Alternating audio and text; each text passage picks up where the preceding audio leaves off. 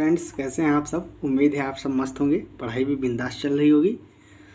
तो बहुत ज़्यादा कल के लिए मैं आप लोगों से सॉरी बोल रहा हूँ, ठीक है, क्योंकि कल मैंने कोई भी वीडियो अपलोड नहीं किया था। थोड़ा मैं बिजी था, इसीलिए नहीं कर पाया। क्योंकि आप लोगों को पता ही है, यूपी बोर्ड के एग्ज़ाम जो हैं वो स्टार्ट हो चुके हैं आज से 24 मार्च से।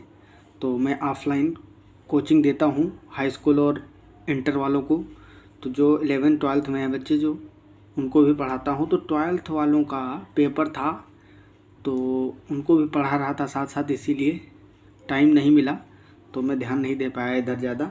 और आप लोग टेलीग्राम पे भी बहुत ज़्यादा PDF मांग रहे थे, तो उसको भी मैं जल्दी ही सेंड कर दूँगा अब।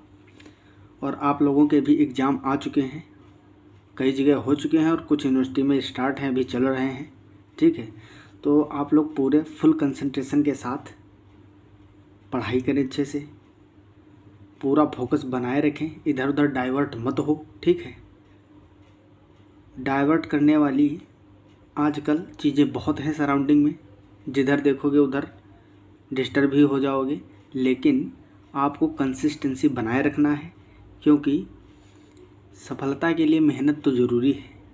और खाली मेहनत ही नहीं, सही दिशा में मेहनत बहुत ज़रूरी है। सफल होने के लिए केवल मेहनत की ज़रूरत नहीं होती है, सही डायरेक्शन की भी साथ में ज़रूरत होती है। तो डायरेक्शन यही है आपका सही, कि इधर उधर मत भटको, पूरा फोकस पढ़ाई पे करो। जैसे कि आप कह दिए मेहनत कर लिए तो सफल हो जाओगे, नहीं। आपको जाना है लखनऊ और आप मेहनत कर रहे हो दिल्ली की ओर जाने की, तो फिर कहाँ सफल होगे भाई। जहाँ पहुँचना वहाँ तो पहुँच नहीं पाओगे। तो मेहनत के साथ साथ क्या होना चाहिए, डायरेक्शन सही होनी चाहिए। और आपकी डायरेक्शन इस टाइम यही है कि आप पूरा फोकस अपनी पढ़ाई की दिशा में लगाएं, ठीक है, और अच्छे से पढ़ाई करें। कोई भी डाउट है आप टेलीग्राम ज्वाइन करिए, मैं डाउट का ज़रूर आंसर देता हूं। अगर आपका कोई डाउट है तो उसको ज़रूर मैं सोल्व करता हूं, ठीक है। बाकी जैसे कि मैंने वीडियो नहीं अपलोड कर पाया, लेकिन टेलीग्राम पे जो क्वेश्चन बच्चे पूछे मैंने उसका जवाब दिया है, ठीक है, टाइम मिलते ही। तो आप लोग इस चीज़ का बहुत ज़्यादा ध्यान रखें। तो आज हम पढ़ेंगे केमिस्ट्री के क्वेश्चन हैं बहुत ही अच्छे, बहुत ही इंटरेस्टिंग, और ऐसे क्वेश्चन हिला देने वाले, और आसान भी बहुत हैं। और यही क्वेश्चन पूछे जाते हैं सीधा, यही कंसेप्ट हर क्वेश्चन में लगेगा। तो पहला क्वेश्चन है हमारा, दिए गए यौगिकों में कुल पाई आबंध इलेक्ट्रॉन की संख्या है। This given compound has total pi bond electrons. एक कंपाउंड दिया हुआ है, इसमें पूछा है टोटल पाई बॉन्ड इलेक्ट्रॉन कितने हैं। अब इसमें बच्चे गलती यहाँ कर देते हैं कि वो टोटल पाई बॉन्ड काउंट करके लिख देते हैं। अब इसमें देखो 1 2 3 4 आपको दिख ही रहा, जहाँ जहाँ डबल बॉन्ड है एक एक पाई बॉन्ड है, तो 4 पाई बॉन्ड हो गए। लेकिन 4 नहीं टिक करना है, पाई बॉन्ड इलेक्ट्रॉन पूछा है, ठीक है। तो थोड़ा सा घुमा हुआ क्वेश्चन है। अगर उत्तेजित अवस्था में पहुंच गए तो इलेक्ट्रॉन जैसे सर्कल से बाहर निकल जाता है, उसी तरह से ऑर्बिट से तुम भी बाहर निकल जाओगे। तो देखना है, क्वेश्चन को अच्छे से पढ़ना है। पाई बॉन्ड इलेक्ट्रॉन पूछा है। एक बॉन्ड 2 इलेक्ट्रॉन से मिलकर बना होता है, सब लोग जानते ही हो आप लोग। तो 4 बॉन्ड है, मतलब 8 पाई इलेक्ट्रॉन हो जाएंगे, ठीक है। तो ऑप्शन बी इज़ करेक्ट। अगला क्वेश्चन बहुत ही अच्छा है, इसमें कई सारे कंसेप्ट लगेंगे। निम्न चलावयवी यौगिकों के स्थायित्व का क्रम है। Stability order of following tautomer compounds is. Tautomerism से आया है, ठीक है। ये स्टीरियोकेमिस्ट्री का क्वेश्चन है। रिएक्शन मैकेनिज्म और स्टीरियोकेमिस्ट्री दोनों इसमें लग जाएंगी। अब देखो, मैं आपको बता दूं, इस तरह के जब कंपाउंड मिलते हैं हमको, तो उसमें हमको देखना क्या रहता है। इस तरह के कंपाउंड में बीटा डाइकार्बोनिल यौगिकों जो इनोल फॉर्म होते हैं वो सबसे ज़्यादा स्थायी होते हैं, स्टेबल, ठीक है। उसमें संयुग्मन भी होता है और अंतः आणविक हाइड्रोजन बॉन्डिंग भी हो जाती है, इसके कारण वो ज़्यादा स्थायी होते हैं। अब इन तीनों का अगर हम कंपैरिजन करें, इन तीनों में अगर हम देखें तो इसमें देखो यहाँ पे डबल बॉन्ड है, तो इसके अक्रॉस देखें तो ये अल्फा कार्बन हुआ, ये बीटा पे कार्बोनिल ग्रुप है, ठीक है। और यहाँ पे इनोल फॉर्म दिख रहा है। इनोल मतलब इसी सेम कार्बन पे ईन लगा हुआ है, डबल बॉन्ड मतलब ईन, और उसी कार्बन पे ऑल मतलब एल्कोहल के लिए सफिक्स क्या लगाते हैं, प्रीफिक्स सफिक्स सब पढ़े हो ना, तो इसके लिए ऑल यूज करते हैं। तो इनोल फॉर्म है, क्या है, इनोल। In all. तो इसमें जो है संयुग्मन अच्छा हो रहा है। कैसे हो रहा है? जैसे कि इसको हम अगर डबल बॉन्ड को यहाँ शिफ्ट करें, कार्बन से ज़्यादा इलेक्ट्रोनेगेटिव है ऑक्सीजन, इलेक्ट्रॉन खींच लेगा, तो इसके पास कार्बन के पास एक इलेक्ट्रॉन कम हो जाएगा, उस इलेक्ट्रॉन को यहाँ डोनेट कर देगा ये। फिर इस कार्बन के पास कम पड़ेगा तो ऑक्सीजन के पास लोन पेयर है वो यहाँ शिफ्ट हो जाएगा, ठीक। तो इस बॉन्ड पे तो डबल बॉन्ड बन जाएगा। इस तरह से देखो जो पोजीशन यहाँ थी वो बाद में यहाँ हो जाएगी और यहाँ वाली यहाँ हो जाएगी। तो इसमें क्या हो रहा है? कंजुगेशन हो रहा है, मतलब ये मोस्ट स्टेबल है। जिसमें रेजोनेंस होगा, रेजोनेटिंग स्ट्रक्चर बनेंगे, वो ज़्यादा स्टेबल होता है। इस तरह की कंडीशन और किसी में नहीं है। देखो यहाँ डबल बॉन्ड और ऑक्सीजन है, यहाँ पे कार्बोनिल ग्रुप। कार्बोनिल ग्रुप मतलब एल्डिहाइड और कीटोन को बोलते हैं कार्बोनिल समूह। ये कीटोन है, एक दिख रहा है ना, C double bond O ketone होता है। तो यहाँ पे शिफ्ट तो कर दोगे, लेकिन यहाँ डबल बॉन्ड यहाँ पे नहीं है, यहाँ है। और दूसरी बात, यहाँ डबल बॉन्ड है, उसके साथ ऑल नहीं है, OH नहीं है, तो ये कंडीशन इनमें सेटिस्फाई नहीं होती। तो सबसे ज़्यादा स्टेबल हमारा थर्ड वाला होगा। मतलब ऑप्शन में सबसे ज़्यादा थर्ड वाला कहाँ है? बी वाला ऑप्शन। एक ही आप ढूंढ लिए, बस सही हो गया। बाकी भी ऑप्शन देख लेते हैं। इसमें देखो 2 कार्बोनिल ग्रुप है, मतलब हाइड्रोजन बॉन्डिंग इसमें ज़्यादा होगी कंपेयर टू फर्स्ट वाले के। तो अब हम किसको प्रेफरेंस देंगे? हाइड्रोजन बॉन्डिंग को। पहले कंजुगेशन देख रहे हैं, अगर कंजुगेशन जिसमें ज़्यादा है वो तो मोस्ट स्टेबल। उसके बाद में अगर कंजुगेशन नहीं दिख रहा है तब हम क्या देखेंगे? संयुग्मन के बाद में हम देखते हैं हाइड्रोजन बॉन्डिंग। हाइड्रोजन बॉन्डिंग किस में ज़्यादा होगी? इसमें 2 कार्बोनिल ग्रुप, तो 2 बार हाइड्रोजन बॉन्डिंग हो जाएगी, इसमें एक ही बार होगी, क्योंकि ऑक्सीजन है, फ्लोरीन है, नाइट्रोजन है। बताया था आपको, कई बार बोला है, फ़ोन याद कर लो, यही तो हाइड्रोजन बॉन्डिंग करते हैं। तो इसमें 2 ऑक्सीजन है तो 2 बार हाइड्रोजन बॉन्डिंग पॉसिबल है, और इसमें एक ही ऑक्सीजन आ रहा है। तो इस तरह से हम देख सकते हैं स्टेबिलिटी ऑर्डर। तो राइट आंसर हो जाएगा ऑप्शन बी। अगला क्वेश्चन है क्वेश्चन नंबर 19।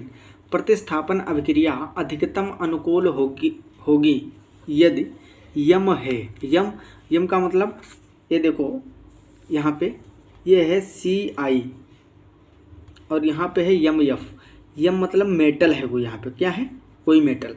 यहाँ पे इन 4 में से कौन सी मेटल ले ली जाए जो अभिक्रिया अधिकतम क्या हो? अधिकतम अनुकूल हो, अधिकतम फेवरेबल हो। तो यहाँ पे कौन सी ऐसी मेटल लेंगे हम? अब देखो यहाँ पे क्या है, आयोडाइड को क्या फ्लोराइड में कन्वर्ट किया जा रहा है, आयोडीन को सब्सटीट्यूट किया जा रहा है फ्लोरीन से। तो कौन सा ऐसा मेटल लो जो फ्लोरीन और आयोडीन के सब्सटीट्यूशन को फेवर करता हो, इसको देखना है। तो इसमें होता क्या है, देखो जो रुबिडियम है इसका आकार बड़ा है, इसका आकार बड़ा है। अगर इनकी बात करें तीनों की, तो ये छोटे आकार वाले हैं, ठीक है। आरबी होने पर अभिक्रिया तीव्रतम होगी, क्योंकि LiF, NaF, KF की तुलना में जो RbF होता है इसकी जालक ऊर्जा बहुत कम होती है। जालक ऊर्जा आप लोग पढ़े होंगे, लेटिस एनर्जी, क्योंकि Rb जो है प्रथम समूह में सबसे अंत में होता है। आपको पता होगा यस ब्लॉक का जो फर्स्ट ग्रुप है, फर्स्ट ग्रुप का ही ये मेंबर है, पढ़े होंगे आप लोग। हेलिना के रबड़ी से फ्रूट निकला, hydrogen, lithium, sodium, potassium, rubidium, caesium और फ्रेंसियम। तो ये देखो फर्स्ट ग्रुप का है मेंबर। अब इसमें देखो 4 आपको दिए गए हैं इसी में से मेटल, तो इन चारों में सबसे नीचे है, मतलब इसकी लेटिस एनर्जी नीचे जाने पर डिक्रीज करती है, तो सबसे कम होगी। इसलिए आवर्त सारणी के किसी भी समूह में जब ऊपर से नीचे जाते हैं तो जालक ऊर्जा का मान घटता है। जब जालक ऊर्जा जिसकी कम होगी वो ज़्यादा फेवरेबल कंडीशन तैयार करेगा हाइड्रोजन के प्रतिस्थापन के लिए। तो इसका राइट आंसर हो जाएगा RB, option C is correct. अगला क्वेश्चन है, in this following compounds one is more reactive for electrophilic nitration, ठीक है। निम्न यौगिकों में से एक जो इलेक्ट्रोफिलिक नाइट्रीकरण के प्रति सर्वाधिक क्रियाशील है, सबसे ज़्यादा रिएक्टिव है। अब इसमें पूछा है इलेक्ट्रोफिलिक नाइट्रीकरण, नाइट्रेशन, ठीक। तो इलेक्ट्रोफिलिक नाइट्रीकरण क्या होता है? इलेक्ट्रोफिलिक नाइट्रीकरण, हम नाइट्रेशन करवाएंगे, मतलब बेंजीन हो या कोई अदर रिंग हो, उसमें हम नाइट्रो ग्रुप को लगाएंगे, उसी को बोलते हैं नाइट्रेशन, ठीक है।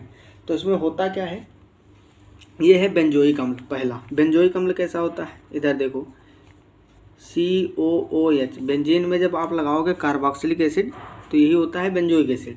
नाइट्रोबेंजीन इस तरह से होगा NO2। अब है टोलुइन। टोलुइन कैसे होता है, इसमें मेथिल ग्रुप लगा दो बेंजीन में, और बेंजीन तो आप लोग जानते ही हो। तो सबसे ज़्यादा अच्छा पूछा गया है। अब बात मेरी समझो, इसमें जब नाइट्रेशन करवाते हैं तो नाइट्रेशन में NO2 प्लस अटैक करता है। कौन अटैक करता है? NO2 plus. अरे भाई, इस तरह से बेंजीन लेके कई बार आप लोग करवाए होंगे ये रिएक्शन। HNO3 लेते हो, HNO3 नाइट्रिक एसिड और H2SO4, ठीक है, कंसनट्रेटेड नाइट्रिक अम्ल और सांद्र मतलब डाइल्यूट मतलब तनु H2SO4। फिर अभिक्रिया कराते हो तो यहाँ से NO2 प्लस ग्रुप निकलता है, नाइट्रोनियम आयन, नाइट्राइट आयन नहीं, नाइट्रेट आयन नहीं, नाइट्रोनियम आयन।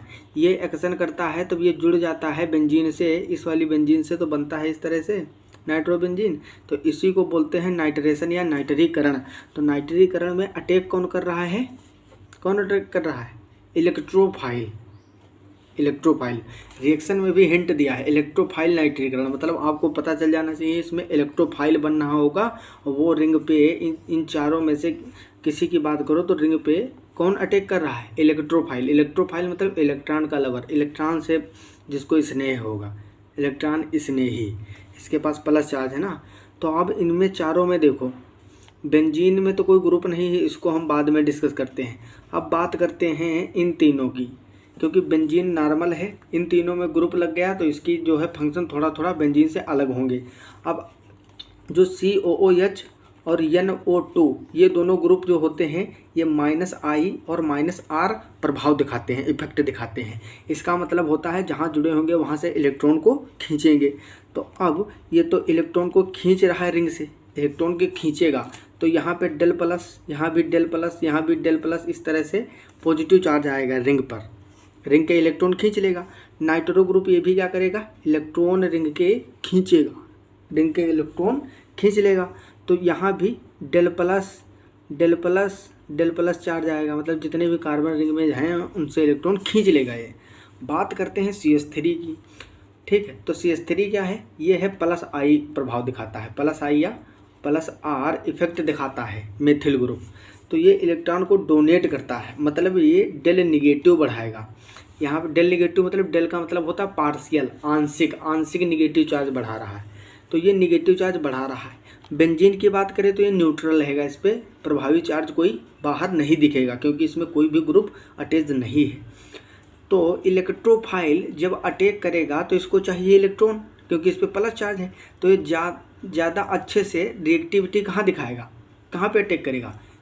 टोलुइन पे, क्योंकि इसमें CH3 मेथिल ग्रुप लगा है जो कि क्या कर रहा है? इलेक्ट्रॉन डोनेटिंग ग्रुप है, +I इफेक्ट और +R इफेक्ट शो करता है, ठीक है। इसलिए ये ऑप्शन सही हो जाएगा, ठीक है। अब आप लोग क्या करते हैं, मैं थोड़ा डिटेल में बताता हूँ तो आप लोग क्लास को अच्छे से समझा करिए, बीच में स्किप मत करिया करिए, क्योंकि स्किप करने से आपका बहुत ज़्यादा घाटा हो सकता है। कुछ ऐसे भी पॉइंट होते हैं, हो सकता है आपको ना आते हो, आपने वहाँ पे स्किप कर दिया। अगर आपको क्वेश्चन आ रहा है डिटेल में तो आप आराम से स्किप कर सकते हैं। मेरा ये कहने का मतलब कि स्किप नहीं करते हो, क्यों मतलब स्किप क्यों कर रहे हो? कर सकते हो, कोई दिक्कत नहीं। आपको जो चीज़ें आती हैं तो या तो रिवाइज़ करना है तो पढ़ लो, वरना आगे बढ़ो। जो क्वेश्चन आता है क्यों समय अपना वेस्ट करोगे? लेकिन डिटेल में समझाता हूँ तो अच्छे से चीज़ों को समझते रहिएगा, ठीक है, समझते चलिएगा आगे। अगला क्वेश्चन है, ज्योमेट्रिकल आइसोमेरिज्म इज शो, कौन सा यौगिक ज्यामितीय समावयवता प्रदर्शित करता है? ज्योमेट्रिकल आइसोमेरिज्म के लिए सबसे पहले मैंने बताया था कि डबल बॉन्ड होना जरूरी है, क्योंकि ज्योमेट्रिकल आइसोमेरिज्म के लिए रेस्ट्रिक्टेड रोटेशन होना चाहिए, ठीक है। रेस्ट्रिक्टेड रोटेशन मतलब समझते हो? ऐसा रोटेशन रेस्ट्रिक्टेड हो, वहाँ पे प्रतिबाधित हो, घूम ना सके। कैसे? देखो इस तरह से बताऊं, सिग्मा बॉन्ड जो होता है वो कैसे बनता है? सिग्मा बॉन्ड बनता है इस तरह से, ठीक है, हेड टू हेड ओवरलैपिंग होती है। सिंगल बॉन्ड सी जो होता है सिग्मा बॉन्ड वो इस तरह से होता है। तो ये कुरकुर नाच सकता है, ऐसे ऐसे ऐसे ऐसे ऐसे नाच सकता है आपस में, ठीक है। ये हेड नाच सकते हैं, तो ये रोटेट कर सकता है। पाई बॉन्ड जो होता है वो कैसे बनता है? पाई बॉन्ड, ये जो इसके पाई और वाइटल होते हैं कार्बन के पास में, ठीक है, इनके बीच ऐसे बॉन्डिंग होती है। तो ये जैसे ही नाचेंगे ऐसे ये घूमेंगे तो बॉन्ड टूट जाएगा ना, ऐसे घूमेंगे तो बॉन्ड टूट जाएगा। यहाँ पे बना है मान लो सिग्मा भी एक बॉन्ड है और एक पाई भी है, तो सिग्मा वाला कुरकुर कुरकुर घूम रहा है, कुरकुर कुरकुर, और ये जो है पाई बॉन्ड ये घूम नहीं सकता है, तो ये रिस्ट्रिक्टेड रोटेशन है। तो पहली कंडीशन ज्योमेट्रिकल आइसोमेरिज्म के लिए जो होती है, ज्यामितीय समावयवता के लिए, वो होता है रिस्ट्रिक्टेड रोटेशन, मतलब पाई बॉन्ड का उपस्थित होना। अब देखते हैं इसमें कौन सा हमारा करेक्ट आंसर है, ठीक है। तो पहली बात हम ब्यूटेनॉल देखते हैं, इनमें इन तो कहीं आया नहीं है, मतलब इसमें डबल बॉन्ड है नहीं, इसको दो काट, इसमें नहीं हो सकता। फिर है 2 ब्यूटेनॉल, ये भी गलत हो गया। यहाँ देखो ब्यूटाइन, मतलब इसमें डबल बॉन्ड है, ट्रिपल बॉन्ड है भाई, तो पाई बॉन्ड तो आ ही जाएंगे, मतलब रिस्ट्रिक्टेड रोटेशन है। अब ये जो है ब्यूटीन, इसमें भी डबल बॉन्ड आ रहा है, तो इन दोनों में हमको सर्च करना है, ठीक है। तो इसमें क्या होगा, केवल वे यौगिक, अच्छे से समझो, समपक्ष विपक्ष या ज्यामितीय समावयवता प्रदर्शित करते हैं। समपक्ष विपक्ष मतलब सिस और ट्रांस, जो ज्यामितीय समावयवता है इसको सिस ट्रांस समावयवता भी बोलते हैं, ज्योमेट्रिकल आइसोमेरिज्म को सिस ट्रांस आइसोमेरिज्म भी बोला जाता है।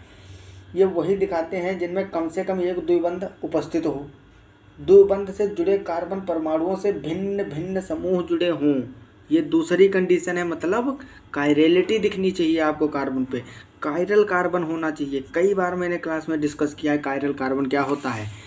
ऐसा कार्बन जिसकी चारों वैलेंसी डिफरेंट हों, ए बी सी डी।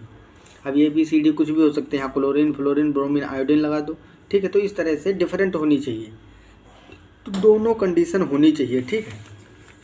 अब पहला देखते हैं 2 ब्यूटीन। 2 ब्यूटीन कैसे बनेगा, देखो 1 2 3 4, ब्यूट के लिए 4 बनाए। अब इसमें 2 ब्यूटीन मतलब 1 2, 2 पे लगा लो डबल बॉन्ड, 2 ब्यूटीन बन गया। यहाँ होगा CH3 और यहाँ होगा CH3, और यहाँ पे क्या होगा H, और यहाँ भी H होगा, ठीक है। ये होगा 2 ब्यूटीन। सिस ट्रांस दिखाना चाहिए, समझ में आ रहा है, सिस और ट्रांस दिखाना चाहिए।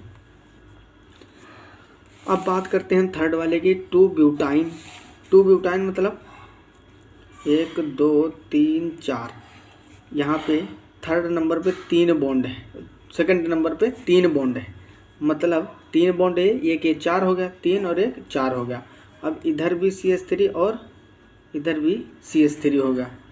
अब इसमें देखो ये सिस ट्रांस कुछ दिखा सकता है, इसमें सिस ट्रांस क्या है, ये सिस ही तो रहेगा हमेशा, इसमें और कुछ है ही नहीं, केवल CH3 है।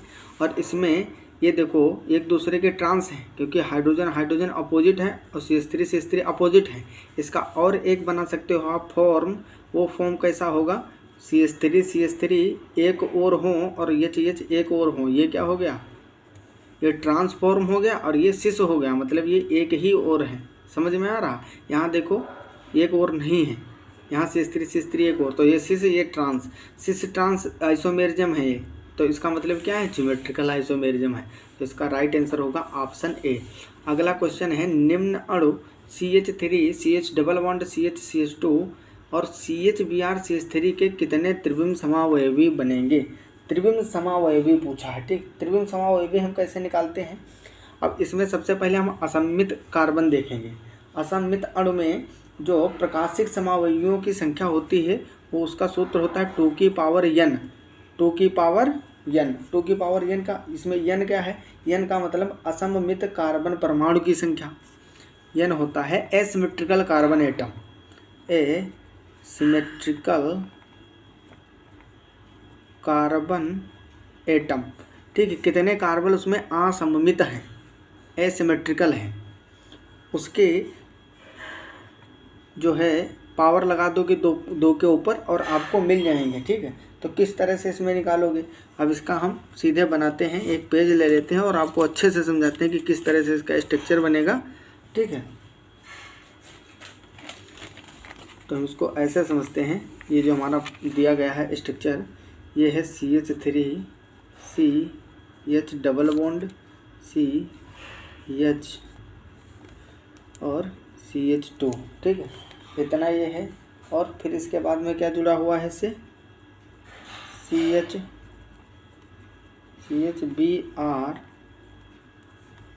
CH3।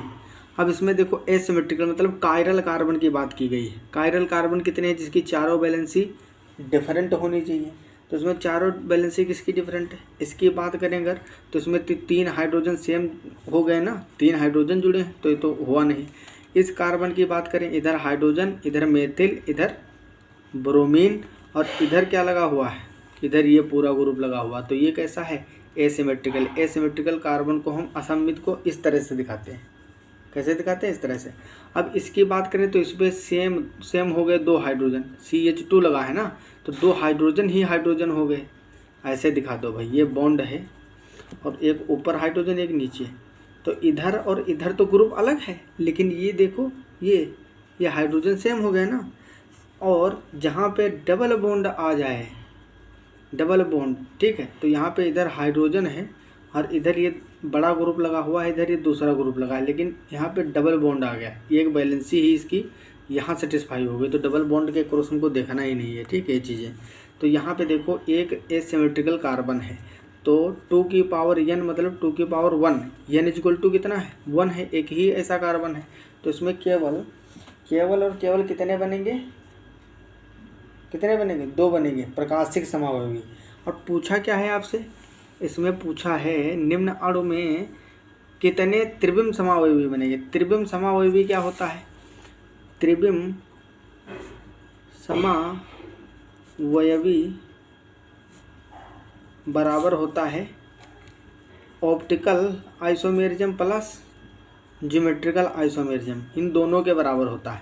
तो जो प्रकाशिक हैं आपके ऑप्टिकल हैं, ये कितने हैं, 2, और प्लस 2 ही आपके ज्योमेट्रिकल हो जाएंगे। क्यों, क्योंकि यहाँ पे डबल बॉन्ड एक आ रहा है, तो ये ज्योमेट्रिकल शो करेगा, क्या करेगा, ज्योमेट्रिकल शो करेगा। तो यहाँ सिस ट्रांस हो जाएगी, एक बार ये हाइड्रोजन एक और चले जाएंगे, एक बार अपोजिट साइड में, तो 2 इसके ज्योमेट्रिकल हो जाएंगे। तो 2 2 4, त्रिविम कितने हो जाएंगे, 4।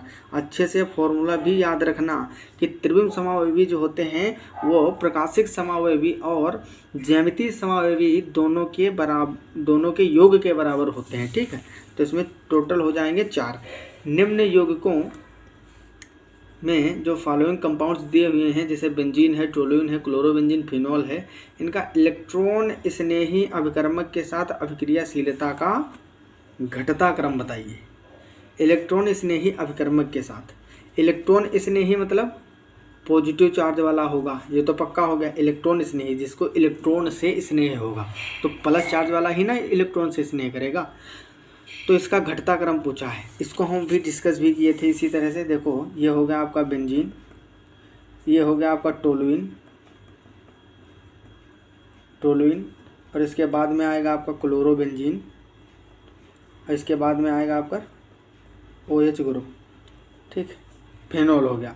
अब देखो ये दोनों, ये जो OH और Cl, ये दोनों कैसा दिखाएंगे प्रभाव, -I या -R इफेक्ट दिखाते हैं। तो ये तो इलेक्ट्रॉन को खींचेंगे, ये इलेक्ट्रॉन को खींचेंगे मतलब रिंग पे प्लस चार्ज आएगा, रिंग पे कैसा चार्ज आएगा, प्लस चार्ज।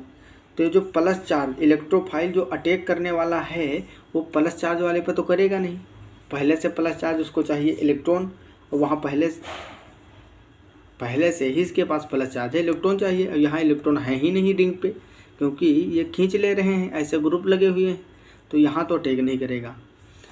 यहाँ बात करें तो यहाँ ये इलेक्ट्रॉन डोनेट करता है, CH3 अभी बताया था, तो ये negative charge, partial negative charge बढ़ा देगा रिंग पे, तो यहाँ पे सबसे पहले अटैक करेगा। तो ये सबसे ज़्यादा इसको 1 नंबर मिलेगा स्टेबिलिटी के आधार पे, ठीक है। उसके बाद में बेंजीन आएगा, क्योंकि देखो अब ये बात बहुत इंपॉर्टेंट है, यहाँ खींच रहे हैं और यहाँ डोनेट कर रहा है, ये बीच में आएगा, क्योंकि इस पर सबसे पहले अटैक करेगा, उसके बाद में किस पे अटैक करेगा। अरे भाई प्लस वाले को प्लस तिर जाने का मतलब इससे अच्छा तो जो न्यूट्रल है उसके पास चला जाए। हालांकि इसके पास माइनस चार्ज नहीं है, लेकिन प्लस तो नहीं है भाई, तो इनसे तो अच्छा यही है प्लस चार्ज वाला। इसमें डबल बॉन्ड तो हैं, पाई इलेक्ट्रॉन तो हैं, इसमें पाई इलेक्ट्रॉन ही तो होता है, जो गोला बना होता है इसके बीच में माइनस होता है, मतलब पूरे रिंग में होता है। तो सेकंड नंबर ये आएगा। फिर इनमें से कंपैरिजन कराओ, इसमें सबसे ज़्यादा कौन खींचेगा, क्लोरीन की तुलना में जो ऑक्सीजन होता है ज़्यादा खींचता है, तो ये इसमें कम खींचेगा, मतलब कम प्लस चार्ज आएगा, तो ये 3 नंबर गया और ये 4 नंबर गया। तो घटता क्रम पूछा है, सबसे पहले कौन होगा? सबसे पहले आएगा टोलुइन जिसमें CH3 लगा हुआ है, तो ये सबसे ज़्यादा होगा। सबसे ज़्यादा देखो सेकंड है, तो ये कैसा हो गया?